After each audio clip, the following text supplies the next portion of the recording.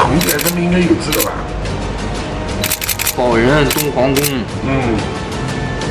把速度无限的刷一下。江苏苏州挖出东皇太一墓，只见墓主人手持阎王告地书，头戴七杀冠。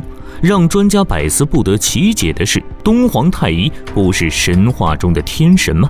怎么可能葬到人间？如果墓主人不是东皇太一，那保人东皇宫又该怎么解释？就在这时，一件文物的出土让在场的考古队员都激动了起来。这是什么？保持你的好奇心，双击点赞，加个关注。本期视频为大家揭秘东皇太一墓之谜。位于江苏省苏州市的工业园区，因为这里要进行大面积扩建，防止土地下面埋葬有古墓，当地政府找到文物部门，对这一区域进行了考古勘探。在此次勘探的过程中，苏州市考古研究所的考古队发现了一组数学土坑木棺木，它们分别在相邻的2个区域内。专家初步判断，这里属于家族墓葬。就在这时，一个意外发现令考古队员们惊喜万分。野处堆放着建筑残块的平地下，竟然又发现了2具完整的木棺。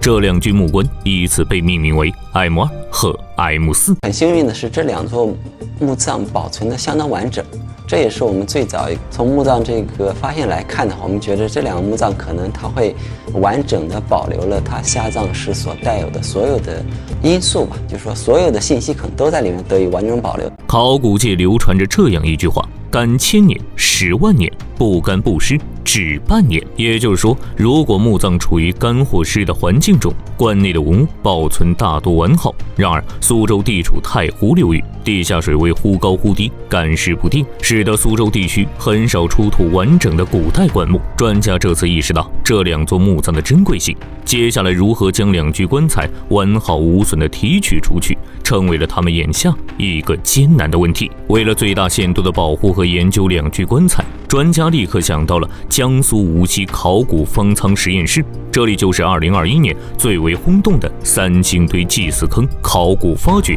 使用过的考古方舱。考古方舱已经准备就绪，接下来他们面临的难题就是如何完整的将2具棺木打包运输出去。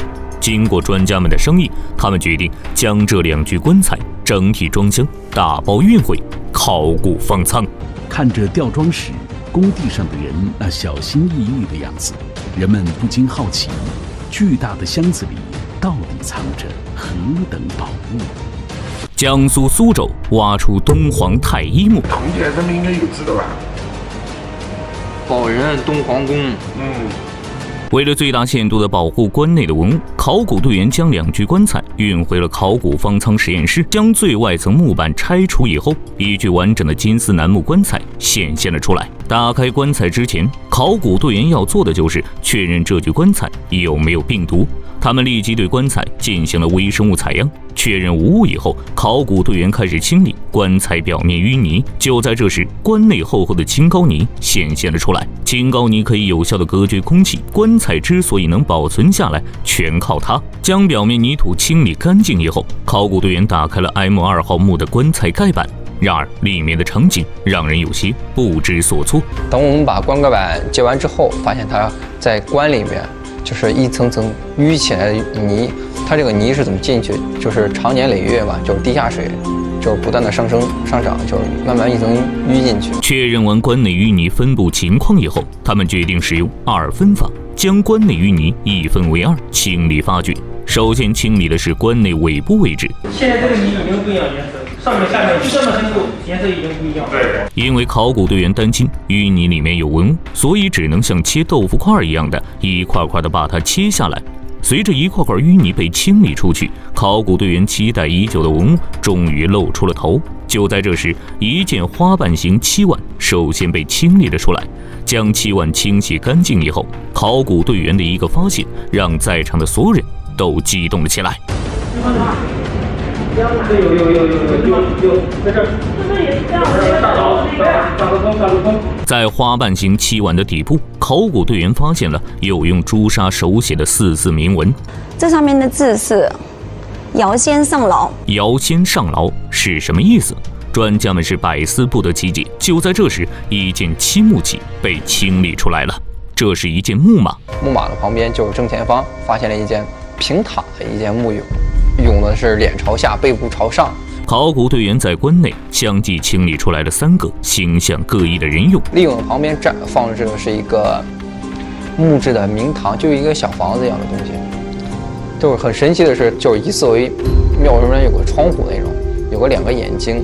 在这个明堂上面，考古队员还发现了奇特的人物图案以及杀杀杀3个字，种种诡异的现象让专家吓得是后背发凉，就连经验丰富的专家看后都惊呼前所未见。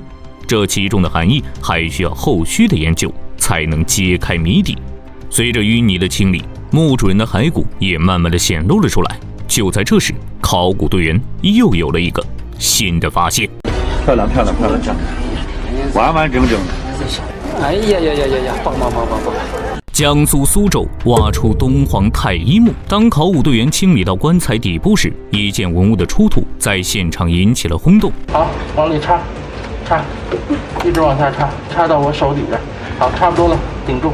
在3人4手的齐心合力之下，这件黑色的器物终于被考古队员小心翼翼地提取了出去。这是一件保存比较完整的七砂棺。七砂棺是中国古代一种特殊材质的帽子，它以轻薄的绢纱为底胎，经多次修漆形成七砂，以七砂做成帽冠，挺阔而轻盈，舒适而凉快。七砂棺在汉代的时候就已经有了雏形，慢慢的就演变为了后来官员穿戴的乌纱帽。既然七砂棺在汉代的时候才出现，那墓主人就不可能是神话中的东皇太一了。那这个东皇公到底指的是谁呢？就在众人疑惑不解的时候，考古队员手中的金属探测仪发出了警报。难道棺内有金属器物？就是在那个手这个 M2 墓主的这个底部出了一个带扣，它其实不大，就像2个铁片一样，它可能是卡在一起的，就是2片嘛，卡在一起，可能腰带部分就卡在里面这样了。虚惊一场，原来只是几枚不值钱的带扣。提取完带扣，墓主人的头颅被考古队员提取了出来。看看，带中间，好像没有，我就放心了。专家仔细端详着这颗头颅，通过对头颅的不断研究，专家发现墓主人是北方人，而且还是一个混血儿。从墓主人的骨骼判断，墓主人生前上肢肌肉发达，骨骼粗壮，营养充足，身高大约在1.7米左右，年龄在45岁左右。从遗骸上来看，墓主人生前并没有受过致命伤，也就是说墓主人是自然死亡的。发掘至此，棺内的清理工作已经接近尾声，但是墓主人的身份仍然扑朔迷离。墓主人到底是谁呢？就在他们不抱任何希望的时候，在棺材的底板处，一块木板的出现，在现场引起了热议。清洗干净以后，木板上面竟然有文字，这是买地券。看到买地券，现场的考古队员激动万分。这几个月的发掘，终于没有白忙活。这个图鉴上面应该有知道吧？宝人东皇宫。把速度无限的刷一下。宝人东皇宫既然不是神话中的东皇太一，那他究竟是谁呢？ M2 这个买地券出土，其实它最关键的是给我们提供了一个文字方面的信息。这里面其中有2条信息，我觉得尤为关键。一个是买地券开头提到了一个乾德4年，这个是墓主人下葬的这个年代。第二个就是墓主人的身份，它里面提到了这个李辅君，就是一个李姓的一个男子。